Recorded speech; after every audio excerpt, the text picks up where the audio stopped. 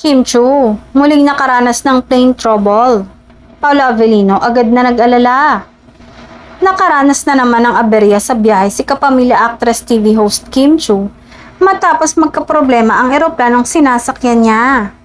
Kahapon, ibinahagi ng aktres sa kanyang social media ang karanasan kung saan sinabi niyang tila nakakasanayan na niya ang ganitong mga insidente.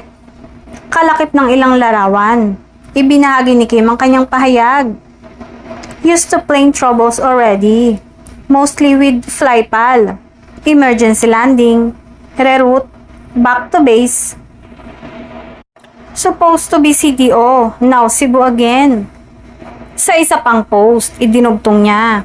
Sanay na sa mga problema sa eroplano. Karamihan sa Philippine Airlines. Emergency landing, back to base, dapat CDO, ngayon Cebu ulit. Ibinahagi rin ni Kim ang kanyang pagkadismaya matapos na tinapay at tubig lamang ang naibigay ng complimentary food para sa mga pasahero. Complimentary food na mamon at water, O to the M. Hindi ito ang unang pagkakataon na nakaranas ng flight trouble si Kim. Maaalalang nagkaroon din siya ng parehong sitwasyon nang bumiyahe patungong Siargao kamakailan.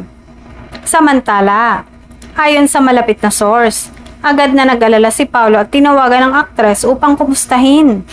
Mabuti na lamang at ligtas na nakabalik si Kim sa Maynila matapos ang aberya.